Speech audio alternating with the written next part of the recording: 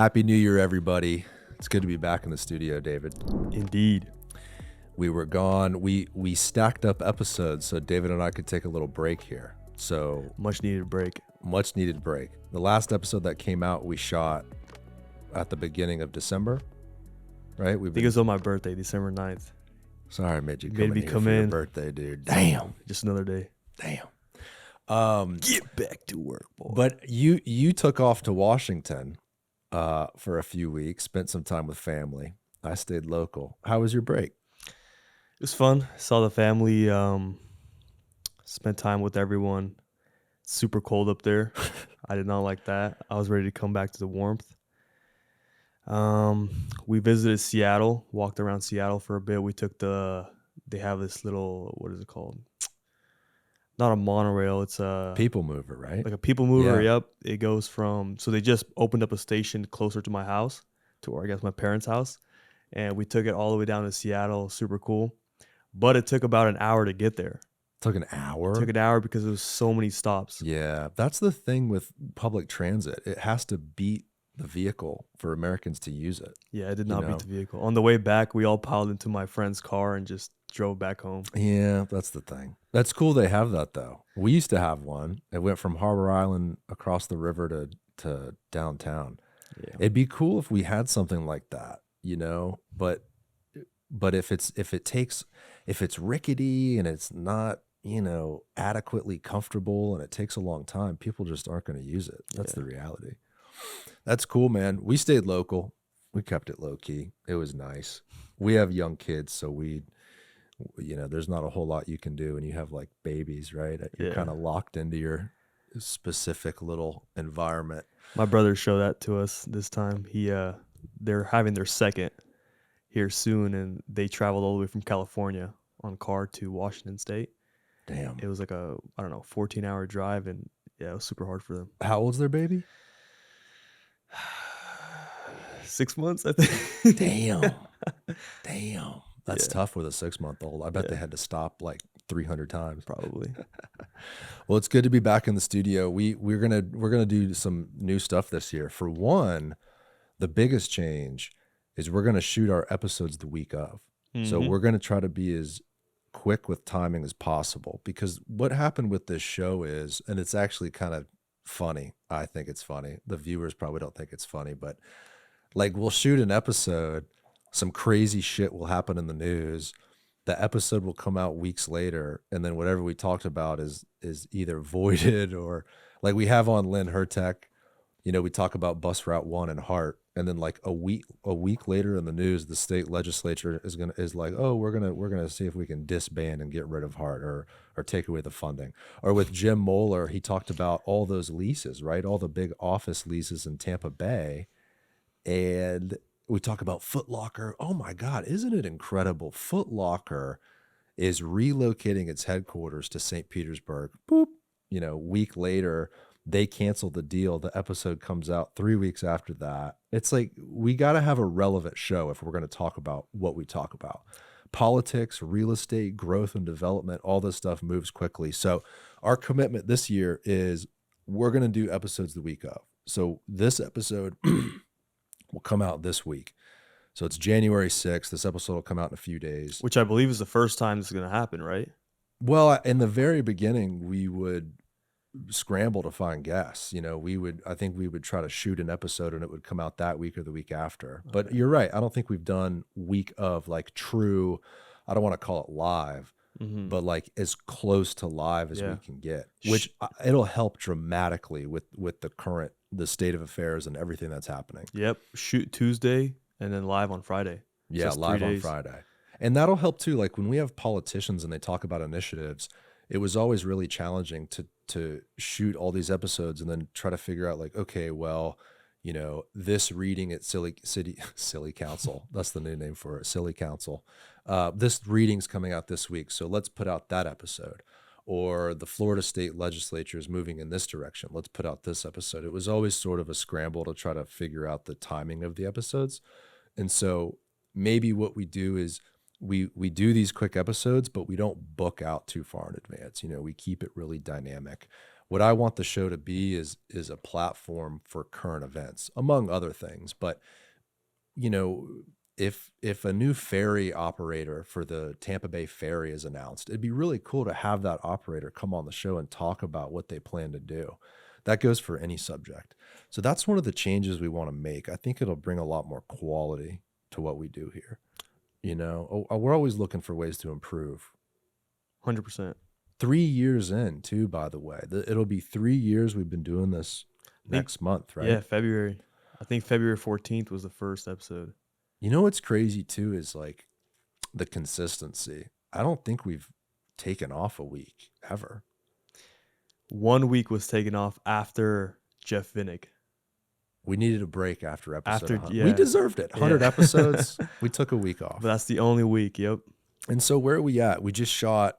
So the last episode to come out was Kettler, right? Episode 168. So this will be 169. And we're going to keep it rolling. Yep. We're going to keep it rolling. So, and then there's a bunch of other stuff we want to do too and improve, right? So we've done these write-up articles, which has been really fun. We've really been doing it for years, for like 5 years since I started this Instagram page. And these little articles, we call them write-ups or the report, but I think they've been really effective at sharing relevant information. I usually, if necessary, I put some opinions in there. I wouldn't say it's 100% straight news. I usually add a little sprinkle of spice or maybe, if I think something is not so good or how it integrates in the rest of the news, I might add it in, but we keep the news relatively straight. And I think people have enjoyed it. What I love the most about this, if you can see on the screen here, people that are just listening, it's those little reports we do, the write-ups on social media. What I like about it the most is the comment section. I love the fact that we get, really hundreds of comments a week on these different write-ups. And I love to see people engage back and forth with their ideas. And people call us out too, which is, it's always good. The only thing is it seems like a lot of people don't read the caption. We're a headline. They just read the headline and the little subtext, and then they comment whatever the first thing that comes to their head. Well, I think the good news is with this new form of the news, this new form of media with social media is people really have their own choice. Like if you want to know more about a subject, you can dig into it so quickly. Like if you read a headline like this one, Tampa issues RFP to sell downtown police HQ. Like if you wanted to learn everything about that, you really could do it in a matter of minutes. You couldn't do that before this platform existed. You'd have to do independent research or flick through the channels to see if anyone was talking about it. But this is dope too, because we can even get corrected. Like we'll have, the engineer of a particular project say like, hey, like actually this is what we're doing. We can pin that comment so other people can see it too. So this year we hope to just dial this in, man. I think we want to keep doing these quality write-ups. And for the past 5 years, it started out with like me just, bringing up a random subject about history or a new development. And we've sort of tweaked the graphic design in a way where the algorithm appreciates it and spits it out. And we're always looking to improve. And now, what's our average viewership on these articles? It's like 30 or 40,000, right? I think it's more. I think it's at 50. That's crazy, man. Like this particular post, and you never know who's interested in what, right? Like I think some of the stuff we've posted, like we're getting pretty good actually at predicting what's going to do well. But some of the stuff that we post might only get 500 or 600 likes, but then it has like 200 comments because it's something people are really, really, really talking about. What else we got new on the show? We're building a website. I think if we could create a hub, like if you could go to a website and it would have relevant development and growth news about the entire region. It could have clips of the show. It could have these write-ups, these news articles. It would just really be cool to have a centralized program where people could go to. I mean, shit, the whole reason why I want to create it is because I want to use it too. I want to, but to have a centralized place where all this information could be, and link back other creators that are doing great things. Like St. Pete Rising does this very well over in St. Pete. Like it'd be interesting to talk to them and see if we could send people their way or whatever it may be, right? Tampa Monitor, Michael Bishop does this great write-up, tampamonitor.com, where he talks about what's going on at city council every week. He goes agenda by agenda item. It's like, you're not going to get Fox 13 to do that. So it's really cool that there's creators out there that are passionate about local growth development news. So we want to create a hub. We're working on a website right now, trying to figure it all out. And then of course the show, keep that relevant news cycle going and try to have on interesting guests. I think one thing I want to do this year is chase more subjects on a deeper level.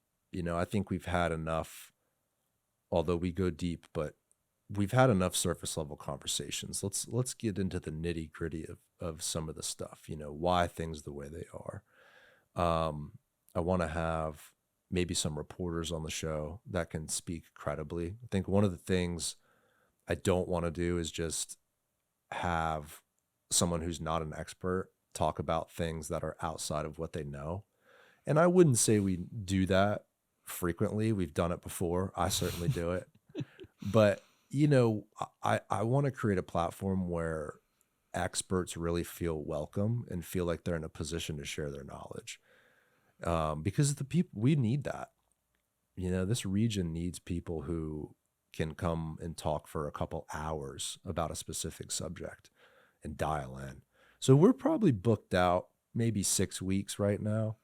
And I might keep it like that. And then as the news cycle heats up, we want to keep getting some relevant subjects. What we won't do, and what I hope to never do, is talk international policy and politics. I really want to keep it local and state level. I think conversations relevant to Florida are important, and conversations relevant to Tampa Bay and the growth are important. But there's so many shows that talk about Mamdani and Venezuela and all these different things, and I'll let them do that. I think we've sort of been solicited to move in that direction, but it's not really what I'm interested in talking about or where I'm interested in moving the show. I think the show is successful and people like the show because it's an outlet for their community, for this region and for this city. And so I want to, as best I can, keep things in that lane, Donald Trump, next guest. What we could do though, is we could invite more people around the state. Like personally, like who's the new mayor of Miami? She's a Democrat, right? And she's a sort of a new political figure that I think has an ideology that maybe Miami's not used to. Something like that. Like she's sort of a new, like some of the rhetoric, right? Some of her ideology is newer.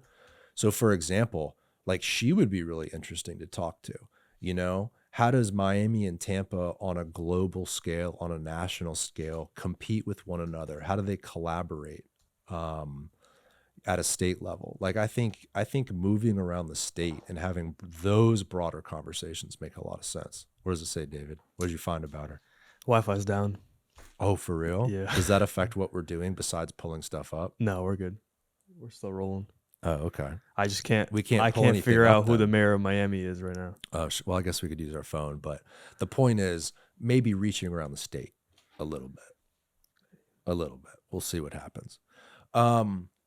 So we got a few things we want to talk about today, just in general. We always do these episodes every once in a while. I think the last episode we did, just me and you, was it episode 101? No, it was maybe 150. I think it was 150. Yeah. That's another thing too. Like we really don't do these very frequently. I want to do them more frequently. Not every other week, nothing like that. But, every few months, like come back and talk about some things, because there's so many current events and so much happening, and I want to have the chance to talk about it. If I have on like the chief scientist of Tampa Bay Water, I don't really want to bore him with like some extra thing happening. We kind of need the ability to talk freely. And so that's what these shows will be. Greco Deco Pod is what we'll Greco call it. Deco. Aileen Higgins. Aileen Higgins. So Democrat Eileen Higgins sworn in as Miami's first female mayor after 30 years of GOP control. Okay, so that's what it is. 30 years of Republican control. Now there's a new Democrat. So imagine her on the show, right? What are her thoughts about, look, you're the first Democrat in 30 years to lead the city of Miami. What are some initiatives you're going to bring forward? How does the dynamic change now in Florida, right? Maybe we'll reach out. We'll see how all that goes. But, we just want to have fun and make for a good show. That's the goal here. 61 years old. Cool. Good for her. We'll see. We'll see what happens. I didn't follow that election at all. Won the election about Landslide. 19%. Damn. Jeez. She whooped ass. For real. That's awesome. Very impressive. Trump endorsed someone else during the campaign. Yeah. Really interesting. But I think people in Tampa Bay will be, it'll be a good conversation to hear other cities and stuff like that. Because listen, there's a lot to learn from other cities. Like we can't ever feel like we're in a bubble here in Tampa Bay. When you travel around the country, around the world, like you just mentioned that people mover thing they have in Seattle. It's important you go to other markets and see what they're up to, because we can bring back some of those good ideas here. And also, very importantly, stop the bad ideas. There's a lot of other municipalities that have tried things before that have not worked out that we want to make sure we know about so we don't do them here. So we'll see what happens. So let me address this. And I don't want to spend a whole lot of time on it, but Big Blue. So the city's going to be selling the police headquarters in downtown. And we did an article on it. And basically what I said was, the city really shouldn't sell a strategic asset like this. It's an entire city block. City's owned it for 29, 30 years. We paid under $3 million for it. It's right across the street from City Hall. It's right in the center of downtown. I mean, there couldn't be a more well-positioned block for the people of the city to own. And, I got a little heat for it, and that's okay. I always appreciate all the comments, but one thing somebody said, Watto, he said, "I'm so confused by your take here." WATILO is his handle. "I'm so confused by your take here. A month ago, you were lauding Pinellas County, relocating their government headquarters out of downtown Clearwater and the huge upside potential there. I don't see how this is any different. Tampa Police Department occupies a good amount of space that could completely revitalize a pretty underwhelming area of downtown, and I don't see any strong arguments for them staying there. And if Tampa Police Department is occupying it, it's not really the people's space. As someone who's tried to go there to file a report, it's about the least welcoming public space I've ever been to." Yeah. And that's a perfect comment, right? But the thing is, there's an intrinsic value to the city ownership of real estate. And in Clearwater, so that's county property, right? The seat of government of Pinellas County is in Clearwater, and they have a massive campus there. They have 18 acres. The county is a lot more flexible than the city in what they can do. Obviously, they're dealing with an entire county. They're dealing with a lot more money. They have a lot more real estate. Tampa has other examples too, right? I mean, Leroy Moore on the show talked about the Encore District. That was all housing authority, city land, government land, essentially, right? The West River, same thing. But those are multi-acre large sites, okay? What we're talking about is one little piece right next to City Hall. It's irreplaceable. Clearwater could move or Pinellas County could move its seat, right, to a different area and have more access for the employees and open up an entire 18-acre area of downtown Clearwater. Downtown Clearwater desperately needs revitalization. They've got Scientology buying like a third of the land, and they're having a tough time getting things going. And I think Scientology, from my understanding, has, is maybe attempting to be a good steward. I don't really know the story here. We're actually having the mayor of Clearwater on the show in a few weeks. And I'm excited to learn more about some of those dynamics, and find out what the real story is there, because Clearwater has an unbelievable opportunity. But the point is, the county can kind of place their seat anywhere within any municipality of the county, and you're still within the county, so it's fine. When the city of Tampa has a strategic site like that, you know, it doesn't have to be a police headquarters. You could redevelop that site into an entire new city center, is really what it should have been. It could have been a brand new building, tear down Old Blue, make a new city center. You could have included multiple departments. Could have been a police headquarters and everything else, and you would have saved probably a hell of a lot of money, because you can't buy that land back. That land was purchased for, I think, $2.9 million. It's probably worth 40, 45, $50 million today. What is it going to be worth in 50 years? This government will never have the chance to buy that property back.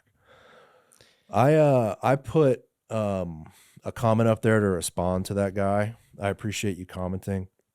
I'll leave it at that. It's not a hill I'm going to die on. You know what I mean? It's out of my control. I don't care. I just think that the city should be really thoughtful with when as it relates to the ownership of real property, because things are not going backwards, and things will never be less expensive than they are today. And if the public owns a very well-positioned piece of real estate, we should be just really thoughtful about it. And this deal will probably go through. It is what it is, but I hope it's a good deal. I think the biggest issue is, if you sell it, well, now you don't have a police headquarters, and Tampa police have said they need $400 million for a new police HQ. And the city listed the property at $36 million. So yeah, you could sell that property for $36 million, but you got another $300+ million to go. The city's already $1 billion in debt from the other projects over the last 6-8 years, So I just think some thought needs to be had about selling strategic real estate. That's all. It's not a hill I'm going to die on. On a side note, it is. Tampa Bay Times put this rendering up of all the property that Scientology owns in Clearwater. Holy smokes. Wow. That's insane. I just thought it was crazy. Well, yeah, no, and I wonder if this is actual ownership, or if there's multi-tenant buildings. So I wonder if those are parcels. There probably are parcels, man. Look at that. That's so crazy. Yeah. Well, and so this is the point about Pinellas County moving its seat. The county owns those 18 acres on the west side of this map. If you go, is this a video, David? What is this? It's like a interactive thingy. So you can see, so Scientology owns all of this. If the county has 18 acres, they have a really interesting opportunity to redevelop that and sort of be on the outside of whatever Scientology plans to do with this property.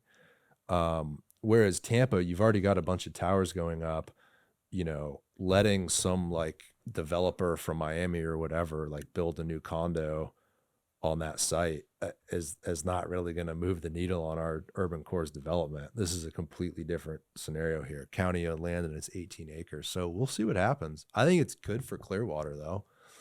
I mean, that's if you can get a development partner to build 18 acres in downtown Clearwater and build something like Water Street or something really cool and mixed use, and there's not a whole lot of other cities that have an opportunity like Clearwater does, where you're not in a flood zone, you're up on a bluff, you've got a beautiful bay, you've got one of the best beaches right across the bridge. If they can get that development right, Clearwater could legit be one of the coolest cities in Florida. But they've got this interesting partner here in Scientology. And so, I would imagine if you're the government of Clearwater, you're going to want to hold hands with them, and try to make deals work and allow them to be good stewards of all the real estate they own. When you look at this map, dude, it's nuts. What percentage of downtown would this be? This is a third of the whole city. That's what it looks like. It's crazy. They said they doubled their how much property they had in 3 years. Yeah, they've probably just been buying. And then I would wonder too, the big thing is, because they're a church, does that mean all of that property in their downtown is not taxable? Like, is that all property taxes that are not being generated? Like, that would be kind of crazy too. I don't know if that's true, but I know that nonprofits and churches usually don't have to pay property taxes. Yeah. Look at that picture. Hmm. Who's that city manager? Let's see what the city manager says. The city wants to turn downtown into a regional destination for food, drink, and entertainment. Longtime city manager Bill Horn said he can't tell whether the church wants the same thing. Wow. Ever since I've been here and ever since I've dealt with Scientology officials, I have heard the leaders articulate that they want to see a vibrant downtown. However, it hasn't always been clear to me just what does that actually mean? That's city manager Bill Horn. Huh. So it sounds like they don't exactly know. It sounds like the city officials in Clearwater are still trying to maybe build a path forward uh, with Scientology.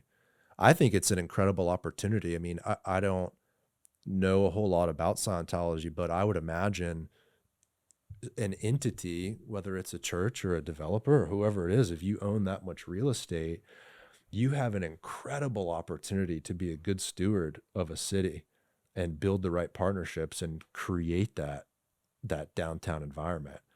Whether or not they want that, I don't know, but it sounds like there's an opportunity there. I'm sure Clearwater's focused on it. Sounds like the city manager's trying to figure it all out. How long did it say how long he's been the city manager there? It said a long time. It said maybe he's been the city manager for years and years. What does it say? Ever since I've been here. It says long time city manager. I guess you could Google it. Oh wait. Scientology actually. Wow. Yeah. Yeah, it's a little hit piece. I mean, who knows if it's true? It would be really interesting. Like, if we could get someone from Scientology on the show, I would be willing to do that. I'd be willing to have a real conversation. Look, you guys own all this real estate. What's the plan? You know, I'm sure they want to be good stewards. Who doesn't want to be good stewards of your property? Totally speculating here, but Mm-hmm. who knows? David, do you know anyone over there? No Don't they idea. have a huge campus in Ybor? Oh, they have that big building. Yeah. That building is gorgeous. Like that building, And there's a lot of renovation going on in yeah, there and right I now. don't know the deal. Like I don't know if like Scientology owns it or leases it and they're putting the money into it, but whoever is in control of that property does a fantastic job. It's a beautiful building.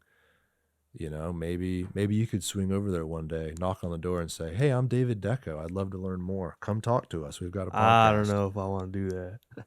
I don't think like if you look up Scientology podcast, I don't think they do a lot of interviews. It's usually people that have left the church that do interviews. Mm.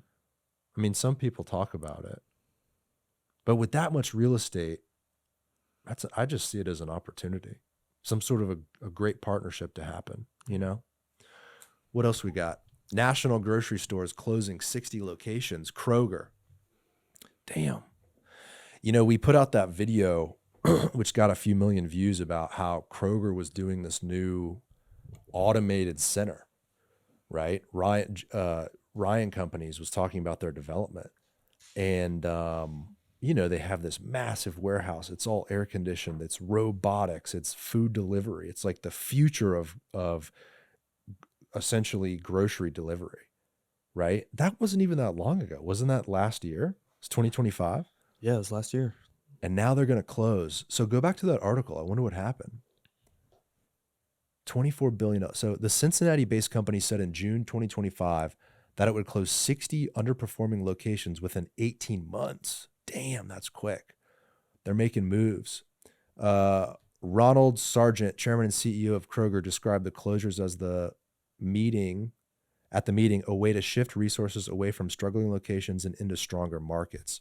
Wow. So can we find out if it was that specific location where they had invested all of that money into that automated center? Because that was a big deal. Like there was a lot of attention on that. I think I read something that local government, it was in Central Florida, Groveland officials are seeking $1.4 million helping the national grocery chain open. This is the one that reel was talking about. Was it? So Yep. Florida City wants $1.4 million from Kroger for facility closure. That's it, $1.4 million? Asking for more than that, bro. Kroger company has defaulted on its agreement with the city of Groveland, and city officials are demanding the company pay back $1.4 million by the end of January. Pay up. The city decided last month to seek the money it spent helping the national grocery chain open an e-commerce fulfillment center. Wow. It's only a 3-year-old facility and they're closing it. That's so interesting. I wonder why. You know, Kroger was in a really good position to capture good market share here. And the reason why is because I go into Publix and I get a little cup of berries and it's $10.18. I showed my wife the other day $10 for some chopped strawberries and blueberries. So I want to make a smoothie. I get the pack. Maybe I get a little milk. It's like $25. It's insane how much it costs. And so for a new grocer to come in, there's probably an opportunity to be competitive. Right? They probably just can't compete with Amazon. Because they're doing the Amazon delivery Fresh or fulfillment. whatever. Yeah. That's exactly what it is. Yeah. Because I know Aldi's doing well. Like everything I hear about Aldi, they're opening new locations, right? Do they deliver? I don't know if they deliver, but I know that they're price competitive and like sometimes cheaper than Publix. Publix has been in the news recently about its prices. Like people are making different decisions. You know, people are trying out different grocers, and you know, I think for a long time in Florida, what do we have back then? We had Albertsons. Publix was like always the OG. What's the red one? Winn-Dixie. Winn-Dixie, yeah. You know, which that Winn-Dixie on Swan Avenue is freaking fantastic. I think it's actually an Aldi now. Oh, really? Yeah. So, you know, it's like, I think competition is good for consumers, and the state got very used to Publix, and now you have some new grocers coming in, and Publix's prices are higher, and people are going to start to make different decisions.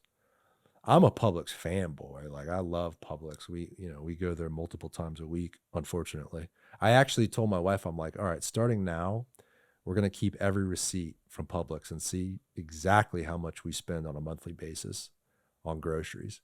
Because I think we're going to be completely shocked.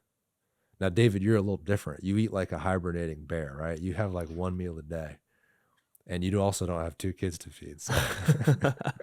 That's true. It's pricey though, man. We'll see. I think in general, you want competition though. Like competition usually makes everybody better. It usually is better for the consumer to have alternatives. The thing with Publix though, is they're so good at business. Like on my street down near Gandy Boulevard, they got 2 Publixes. I don't even think there's another grocer. Walmart's got its thing. Target's doing the grocery thing too, you know, in their stores. But the way Publixes are positioned, their locations, the way they're laid out, they're everywhere too.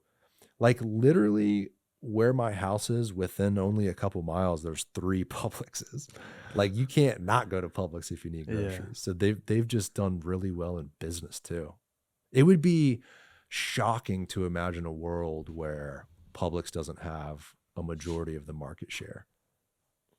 But you do see these other chains identifying this market as one they should enter. So you're seeing these new grocers come in. You know, like downtown Tampa now has how many Publix? Like 3, right? We've got Channelside now, Water Street has one, Platt Street Bridge has one. Now across from Blake has one, right? 4. And then Sprouts came into the Heights. And then we talked too on the pod, there's a new grocery store. At Encore?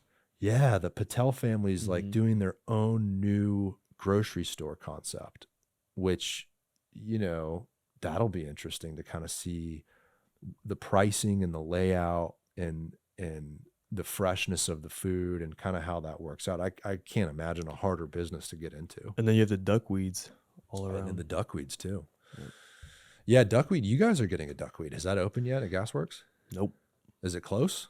Are they doing I don't see anything going on there. no movement? No movement. Those are great for convenience goods and like, you need a little skirt steak, some asparagus, a stick of butter, and a bottle of wine. You got a duckweed. Yeah. I wouldn't, you can't. I guess you could feed a family of 4. It's going to cost you a lot of money.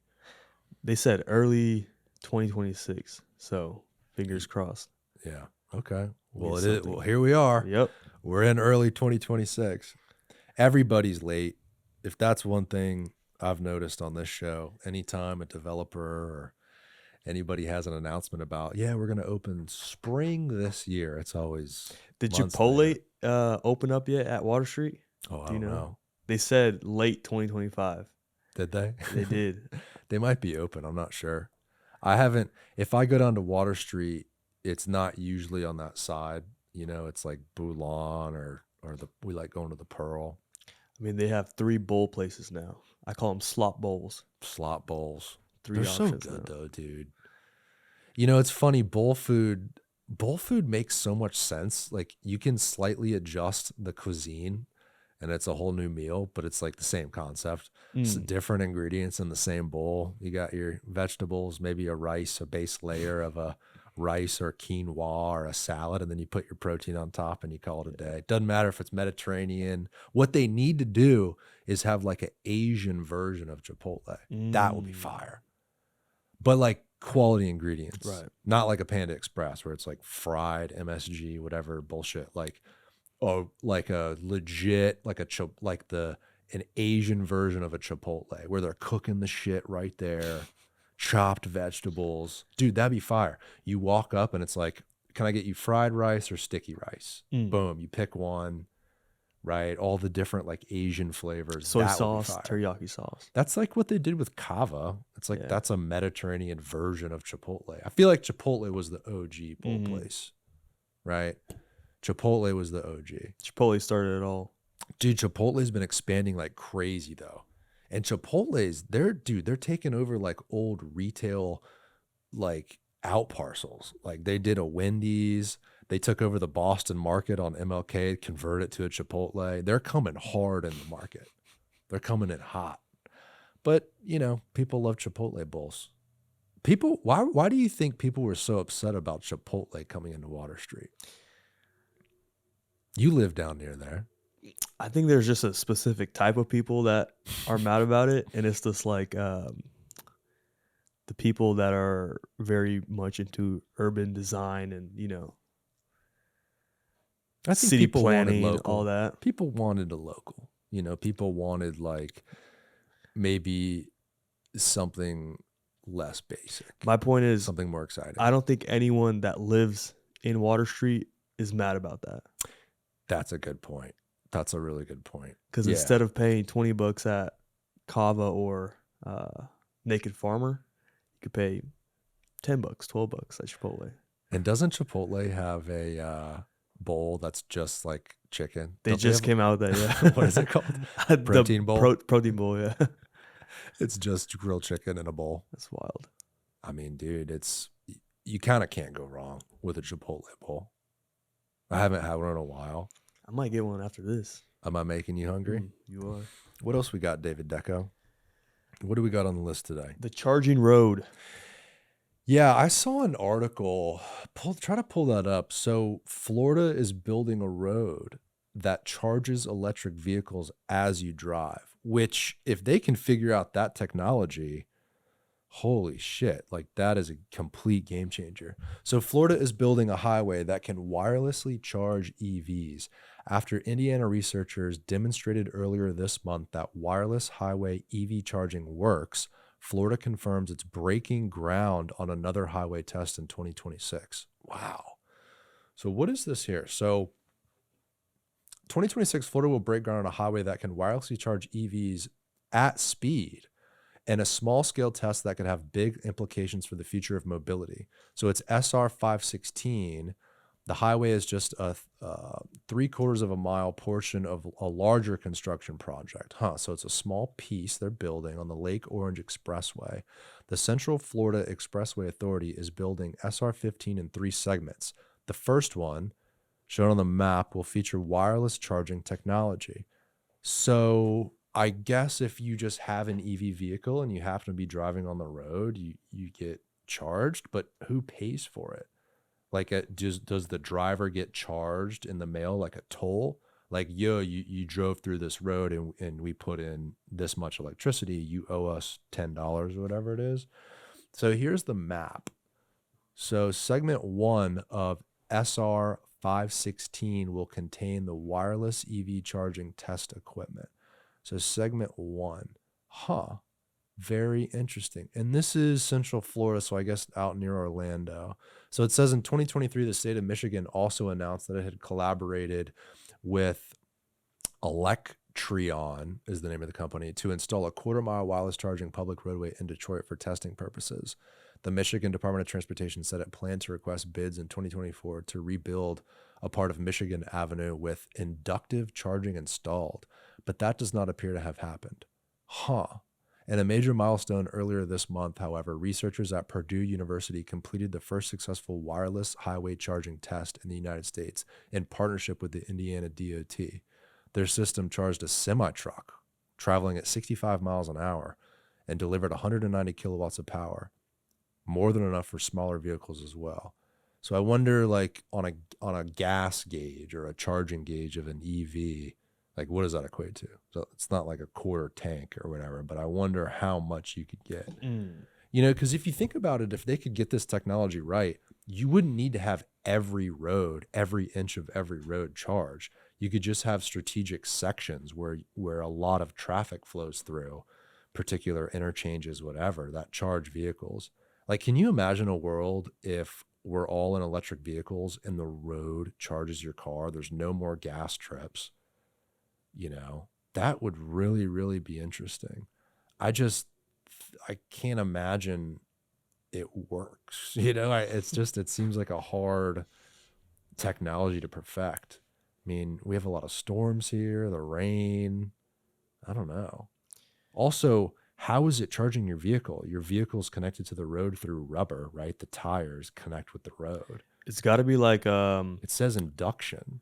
it's got to be like your wireless phone charging, Right. that type of style. Right, but a wireless phone, you know, touches the wireless charger. It's not connected wirelessly, right? Or it is connected wirelessly. There's no wires, but it's still touching. If you're in a vehicle on a roadway, you should be pretty far away from any stationary object. What if it's like rub up against the bumper here and you can get a free charge? Like, just be very careful and get your car as close as you can. It says this system is designed to work for the heaviest class of trucks all the way down to passenger vehicles, which is really cool. Like, if it could charge any make, any model, semi-truck, electric bike, whatever. This is interesting shit, man. And the fact that they're actually moving forward and building this and testing this technology, because if you can get this technology right, and then you can combine that with autonomous vehicles, which the state is really adamant about. Anytime transportation is brought up in Florida, all of the elected officials, including the governor, touts EVs and autonomous vehicles and flying vehicles too. Anything but a train, right? That's every comment. We could post about a new ice cream shop. Yep. And the first comment could be, and why not a train? We want rail. We want rail. I want rail too. Mm-hmm. It's just, you don't have the government on board. You just don't. They just don't believe in it. But they're talking about this a lot, which I find interesting. You know, it's like these elected officials believe that this technology, wireless charging, air taxi, air mobility, autonomous vehicles, is a clearer, easier path than rail. It kind of makes sense, right? It's like we already have the road infrastructure. So if there's a technology that works that can charge EVs on the roads we already have, you already have companies working on autonomous driving. In fact, I think they just released some in Tampa Bay. Waymo. So I guess that kind of makes sense. I guess it kind of makes sense to focus on that. The good news is, across the aisle, elected officials recognize we have a transit issue. There's a transportation problem in Florida, and one that's growing too as we grow and more people move here. So what's Waymo? So the Waymo driver is adapting faster than ever to new cities. Oh, Fox 13. Do you have to log in? No. Wait, let me read this. Go up. The Waymo driver is adapting faster than ever to new cities, a testament to our more than 100 million miles of fully autonomous driving on public roads. This experience enables us to bring the safe, reliable, and magical service that millions of people around the U.S. can enjoy directly to Tampa's residents and visitors. So where will they be doing these Waymo vehicles? I mean, I saw one in downtown Tampa driving around. It says they're mapping the city and getting prepared to roll out sometime next year. This is probably an old article because it sounds like they're already rolling. I think they might still be mapping. This was from This is December 16th. Waymo rolls out driverless cars on Tampa streets. That's so crazy. Because if you link these technologies together, like the picture, it kind of makes sense. Charging on the roads, driverless vehicles, EVs. I mean, how far out are we is the question, right? The tech is here. It's literally being implemented as we speak. But how far out until like I'm in an autonomous vehicle going wherever I need to be? The thing's charging on the road. It only pulls into a maintenance center if it needs to. Or a flying car. The flying car thing, bro, that just seems ridiculous to me. I'm all in. I'm all in on the flying cars. But the problem is everything they show is like 1 or 2 seats. So how are you gonna like? I think there's 6-seaters actually. Is there? There's 6-seaters. Yeah, the most common ones. The Velocicopter was one of them, right? Yeah, Volocopter. I might have got that wrong. something like that. Something like that. Yeah. I don't know. I think it could be a part of the equation. The reason why everyone talks about trains is because they hold a shitload of people, man. Like the reason why I think people want rail is because they move many, many, many people. You know, an air taxi moves, like I said, 1 or 2. You're saying 6. Okay. You know, an autonomous vehicle moves 5-passenger vehicle. You know, maybe you get some sort of an automated bus in the future, 20, 30 people. I don't know. But a train can move a shitload. I think we just skip that technology altogether, though. I think it's just so late on that we just move on to the next thing. Damn, how dare you, David? You're giving up on rail in our community. I don't know. I think I rode rail last weekend, and it took a long time to get to my destination. The people mover or a different It was system? people mover, yeah. Yeah. Yeah, I mean, look, if they can get the autonomous vehicle thing going and I can hop in a vehicle from any destination and go anywhere I want to, there's no driver, there's some sort of a payment system on an app. I don't know how a train's going to beat that, you know? I think it's all a part of a system. I don't think there's one solution. You know, I think all of these different things we're talking about have viability because they're all a part of the whole pie.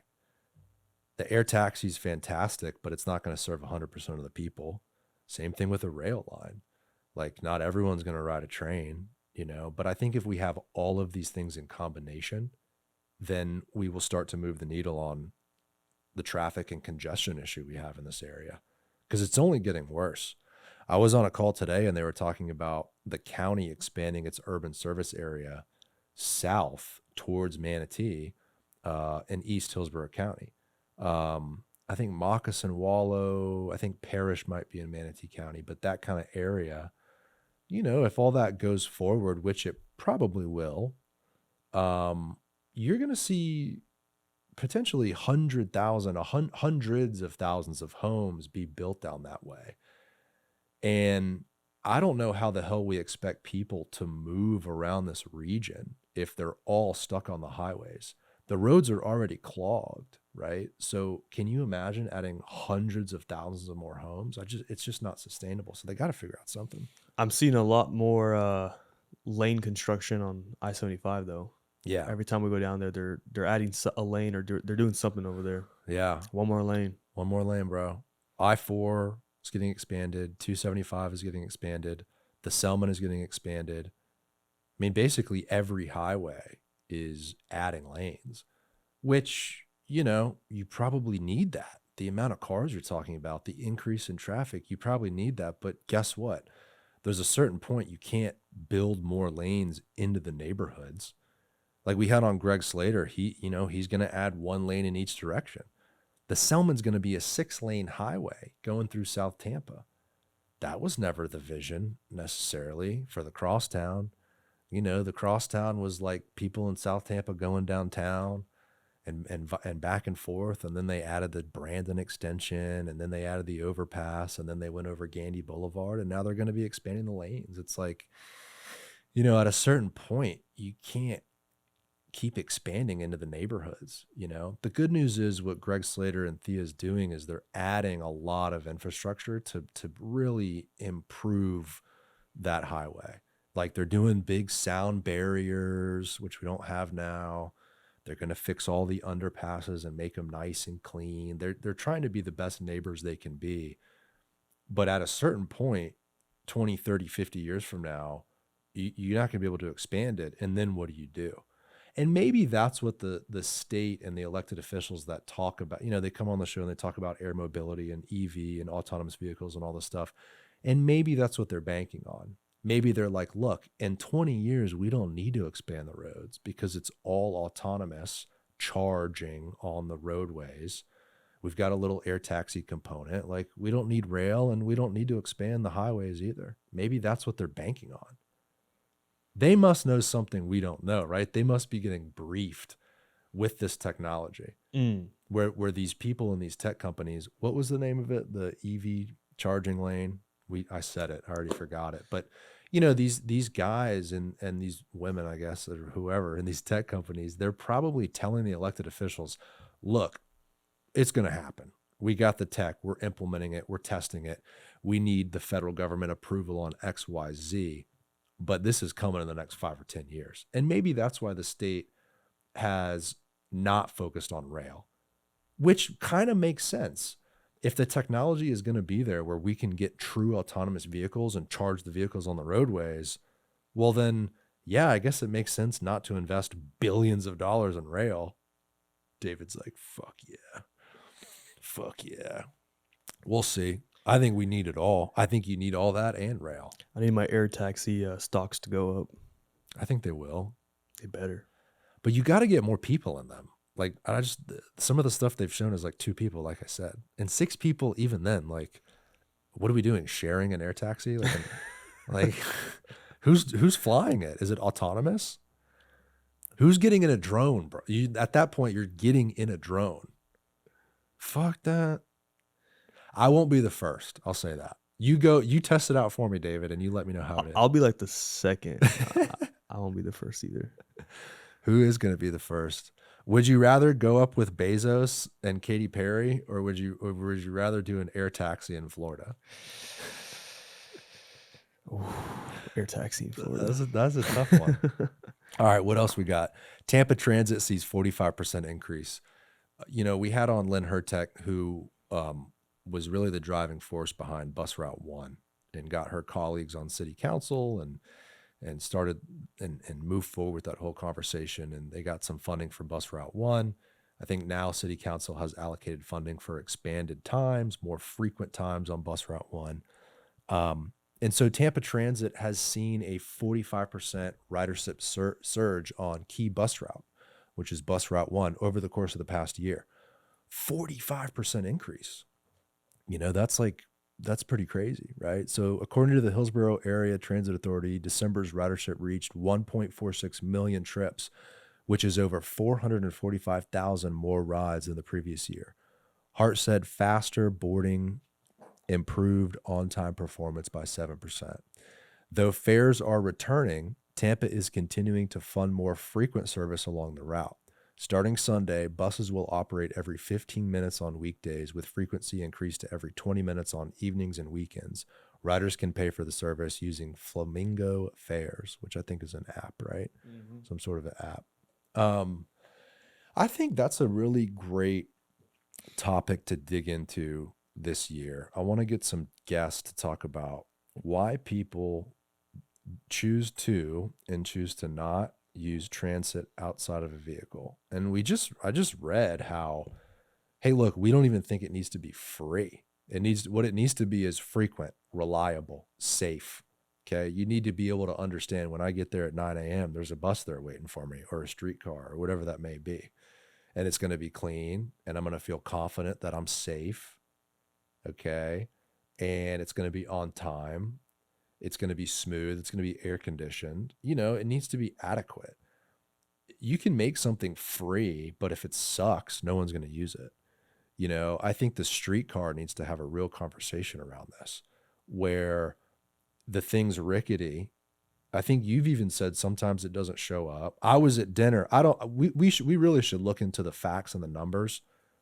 But I mean, I was at dinner getting sushi in Ybor, and the damn thing sat there for 20 minutes, and you got people waiting on all these different stops. It's like, it's also rickety. It's loud. It's sort of uncomfortable. You've got these wood seats. The air conditioning doesn't work. They got the windows open.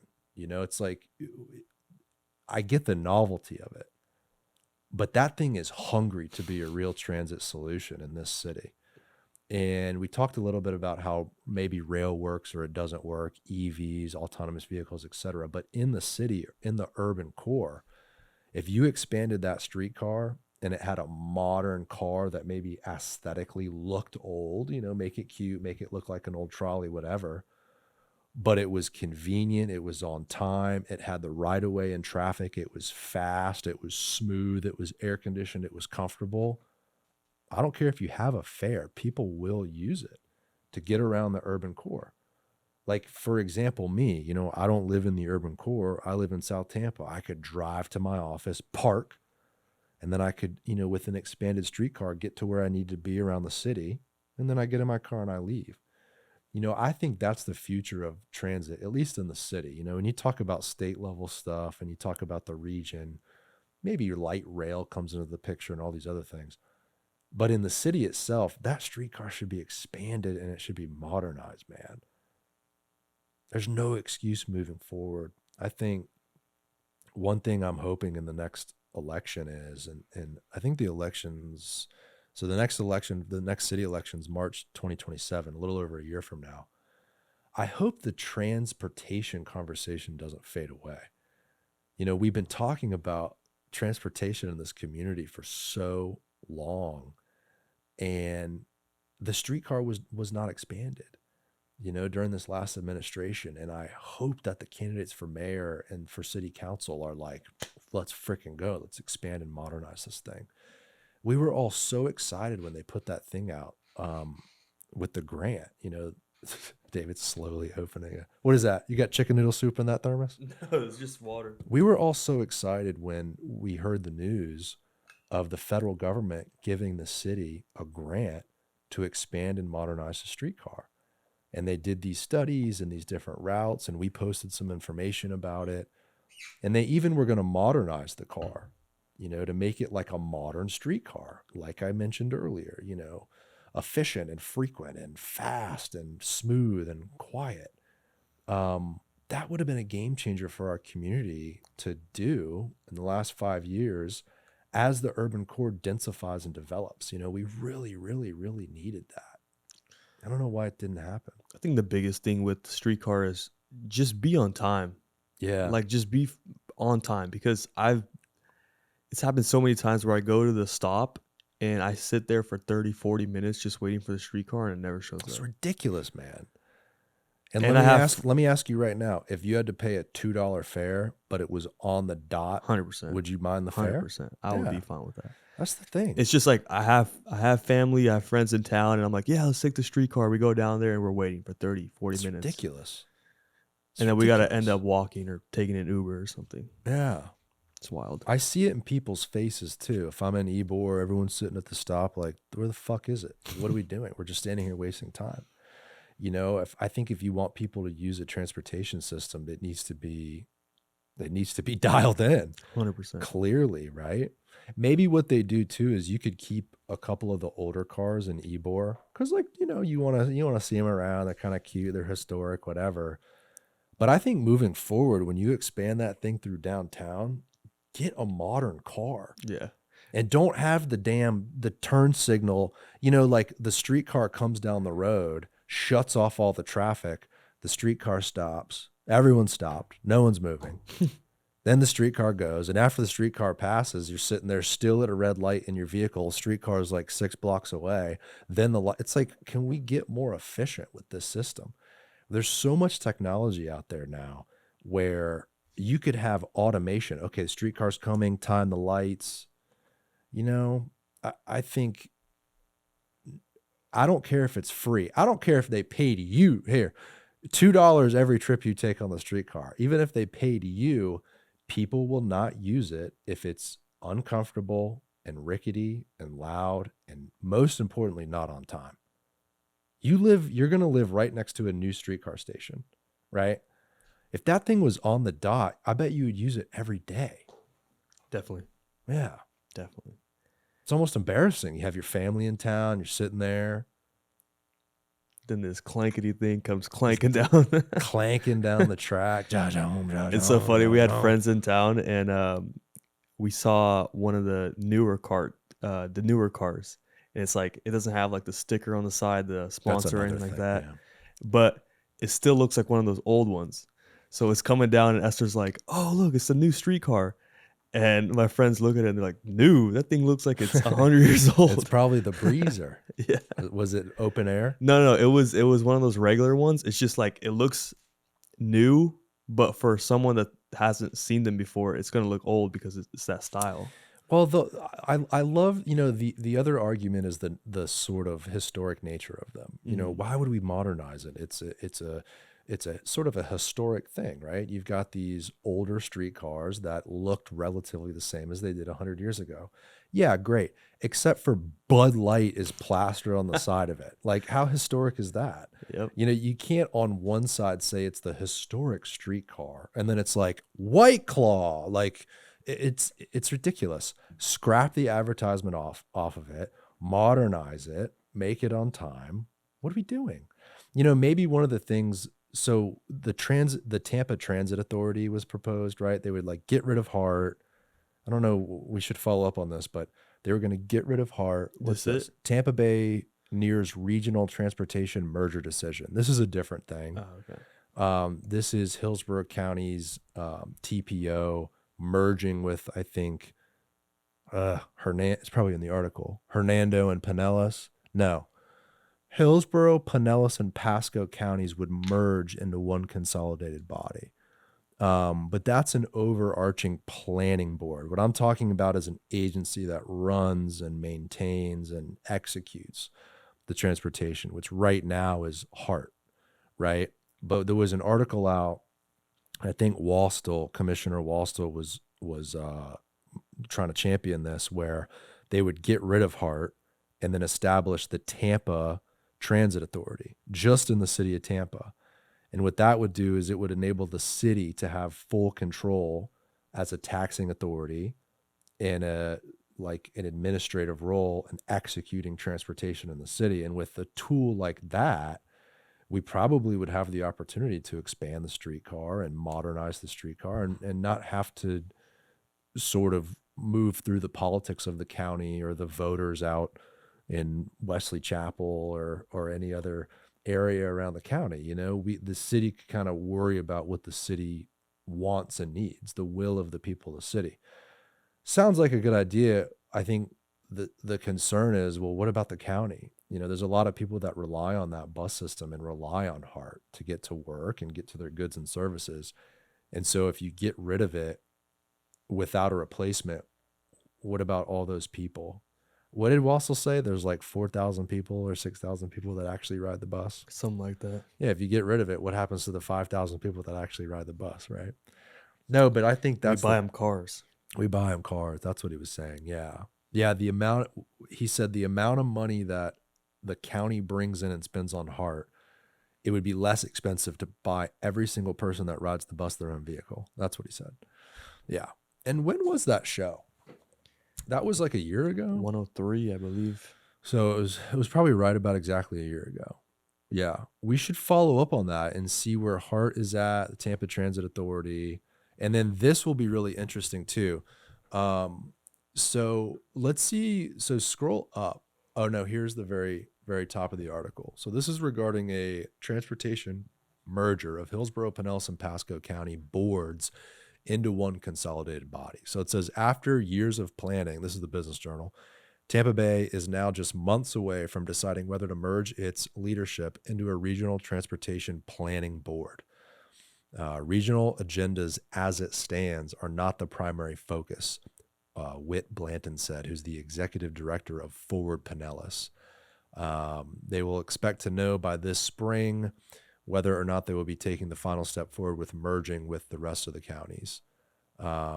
So, it seems like a good idea, right? Because as a region, we're more powerful, right? We can come together and fight for larger sources of funding, bigger projects, and stuff like that. That part of it makes sense. So it says in October, roughly 25 elected officials and staff from Hillsborough, Pasco, and Pinellas counties went to Orlando to meet with that region's 3-county MPO to learn how it operates. Nearing the finish line, there are more workshops planned for the first quarter of 2026, and by spring, Blanton said they will present a resolution of support to the 3 counties in Tampa to proceed with the merger of the MPO. If support is provided, they will proceed with the final details, such as staffing and revenue sources. The remainder of 2026 will be dedicated to establishing the organization. Blanton said it ideally would be able to begin operations as early as July 2027. So let's see if we can get some quotes in this article from the Business Journal about some of the pros and cons. So who said this? Blanton is not. Whose quote is that, David? I want to be sure is that Whit Blanton? I guess it is. I really am very cautious about having the legislature or the governor force the issue and dictate the terms of the merger, because then we lose all leverage, Blanton said. By voluntarily doing this, coming together and forging it and doing this heavy lift, we can come to the state and say, we've got some requests. We did our part, which you've asked us to do. Help us out by doing A, B, or C. That makes sense. I think the issue that I've seen with elected officials from the city of Tampa is they don't want the city's voice to be drowned out by other elected officials and other members of this new board and other counties. What Pasco County needs is different from what the city of Tampa needs. Pasco County's probably not thinking about expanding the streetcar. What do they care about that, right? So I think the hesitation in the city is that. I think it's the city is sort of apprehensive about moving forward because they want to make sure that the city can still move forward with the projects it needs in an appropriate level of priority. We'll see. I think personally it sounds great. I mean, it certainly doesn't make sense that Hillsborough, Pinellas, the city of Tampa have these different authorities and they all fight for the same funding sources versus Central Florida, Orlando can come together, as a larger organization. They're going to beat us every time on funding. So it does make sense to consolidate from a planning level, multi-county, to be able to put big projects out there to the state and federal government to bring some of those dollars back here for big, multi-county regional projects. But at the same time, we need expansion of services within the city. And it would sort of suck to hand away those keys, so to speak, and not expand the streetcar and not do some of the things here. Maybe you can accomplish both. I don't know. We had on Johnny Wong, right? Johnny Wong talked a little bit about this. We should follow up with him and get him back on the show. Because by the time they decide this, he would be the person probably to talk to about that consolidation and what that would look like, and what the benefits are. I think we've had on a few people that are on the TPO that are on city council. I think there's some county commissioners that are on the board as well. So we'll see. We'll follow up on it. We got a lot of subjects to dig through this year. I think this year could be the year of transportation. I really do. I think that you've got the new airport CEO who's adamant about it. We've had on Greg Slater, who's talked about some of the stuff they're doing. I mean, they've got Waymo, right, in the city of Tampa, these charging roads. I just saw an article, too, about how FDOT has planned right-of-ways for light rail in their interchanges they're building. The one at West Shore, the West Shore, 275 interchange in particular, they're planning on a right-of-way for some sort of a people mover or light rail. So it's like, it's all on the radar. All the pieces are sort of in place. You've got the new regional infrastructure accelerator, which is going to find some funding sources for projects like this. So 2026 could finally be the year, David, of transportation. We shall see. You need a latte? You falling asleep on me? I need an espresso shot or something. Hopefully we got some viewers still with us here by the end of this thing. All 7 of you, we appreciate you listening. There is one more thing you wanted to go over. What is that? Mamdani pledges to introduce the warmth of collectivism. Yeah, and what did he say about individualism? Did he use the word rugged? I'm going to play it right here. And the only reason I want to talk about this is because we spoke about it before. And we talked about how it's going to be really interesting to see how at a city level, more progressive socialist policies regarding transportation, affordable housing, right? Some of the same issues we deal with here are implemented with that ideology and watch them play out. You know, it'll be really, really interesting. In fact, I think I just saw, and you could Google this, David, please do. He has this new mandate where the city is looking into like every landlord. They're going to look at your books. They're going to look at your properties. They're doing like a landlord audit, which is good on its face. But the problem is when you put too much pressure on business, they tend to get frustrated and business can slow down. And when you deal with housing, and especially a place like New York, where housing is expensive, you know, and you need as much supply as you can to feed that demand, you don't necessarily want to put pressure on landlords who are doing the right thing. But it's also good because you don't want shitty landlords either doing the wrong thing. So we'll see how it all works out. What's this, David? So this is... New York City has a brand new mayor, and he's already been sworn in twice. The New York City mayor is always sworn in just after midnight on January 1st to make sure that there's no interruption in executive authority. Zoran Mamdani was no different. He took the oath in a private ceremony just after the ball dropped in Times Square on January 1st and was sworn in a public ceremony later that day at City Hall in downtown Manhattan. Senator Bernie Sanders, who Mayor Mamdani cites as a... Look at that City Hall. Look at the architecture. Look at the public space. Okay? That's why the big blue thing gets my, you know, that's why. Not that we're going to build something like that, but we are an ambitious people here in Tampa. The people that built this city, the diversity of culture, of different types of people that came here to build this place. When you look at old pictures of the city, the old architecture, look at New York, man. Look at that City Hall. You know, don't you think we deserve public space like that? And we've got that piece right there reserved. Play it. I ain't dying on the hill. That's the last thing I'm going to say about it. Was on hand to administer the oath as the first Muslim mayor of New York City and the first South Asian mayor in the city's history. Mayor Mamdani took his oath on the Quran. He's focusing on making New York more affordable, promising to lower the cost of living, provide free childcare, free buses, a rent freeze for about 1 million households, and pilot a city-run grocery store. Much of his inaugural address focused on those promises. Now, as he gets to work, all eyes will be on whether those promises can be kept.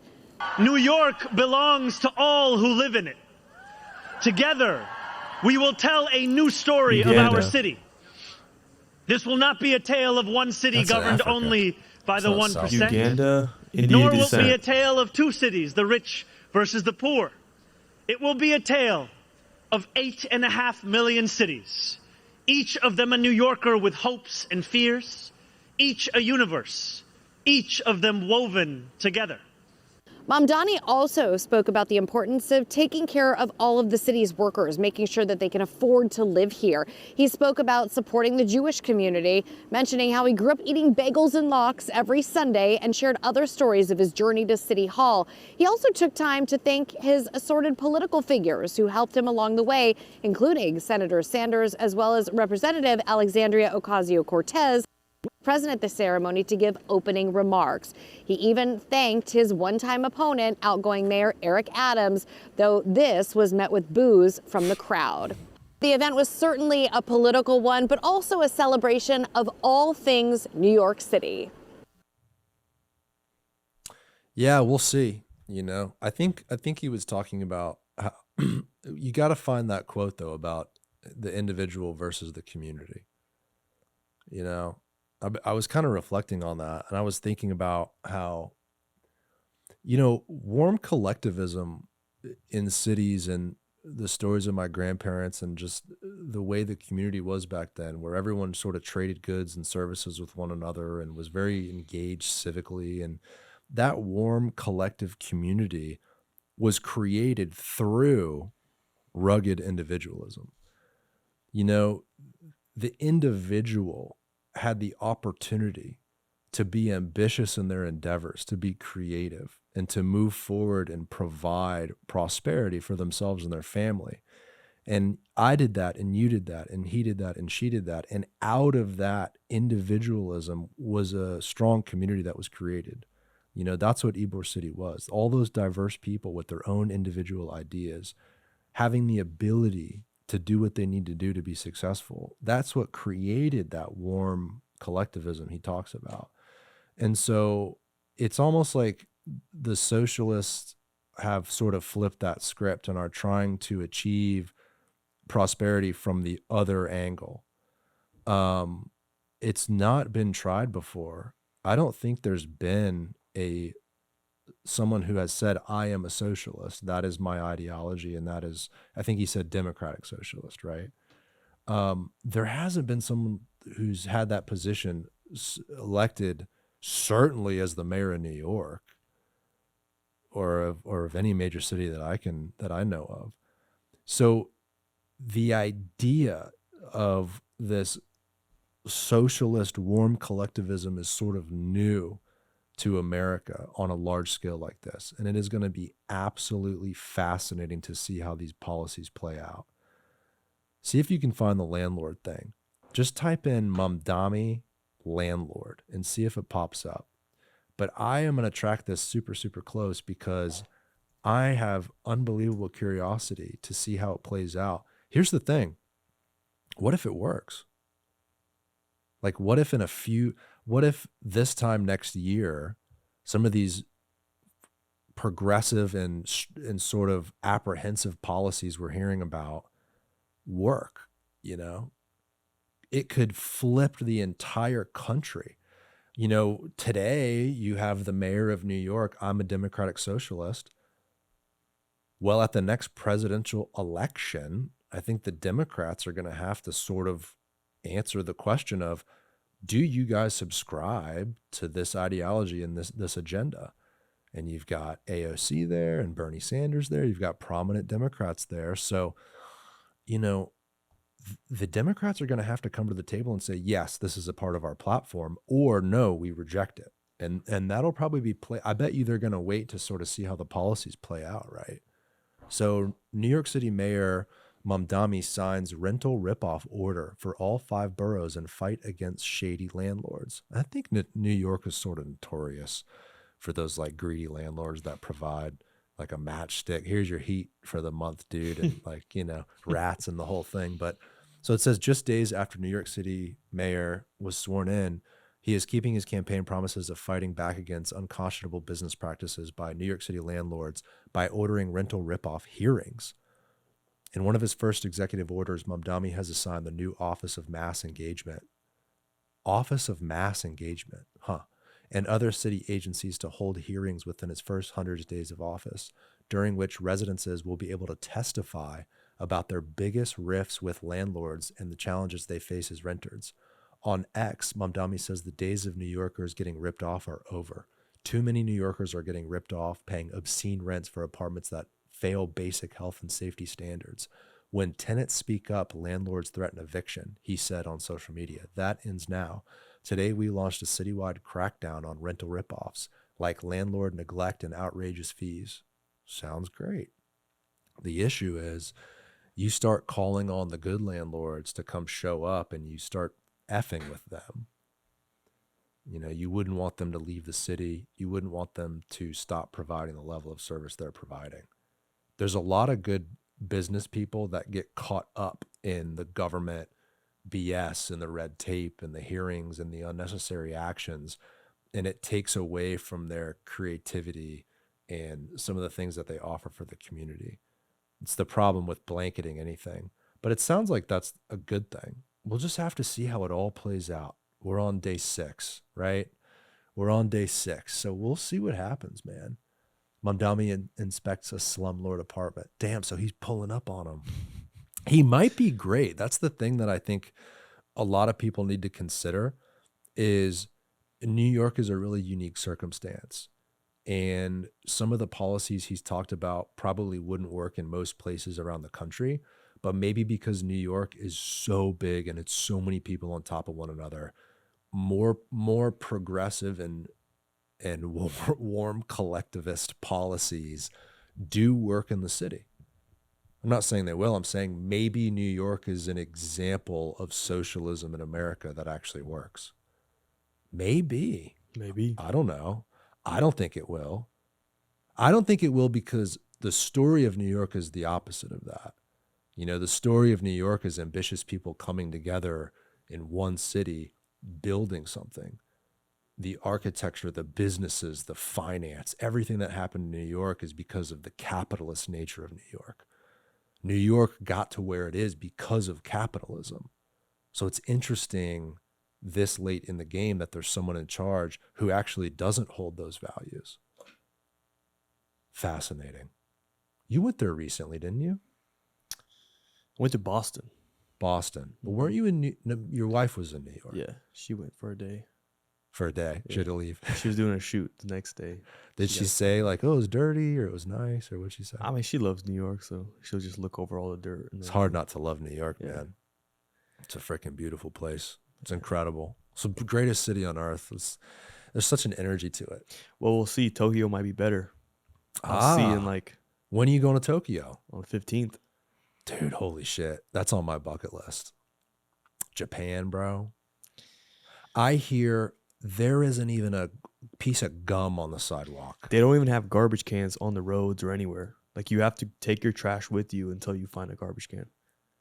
And I wonder, how do they enforce that? You know? I think it's it like, dude, we're going to chop your fucking hand off if you drop this? No. I think it's just like you're just taught that from a young age. They have tradition. They have very traditional people.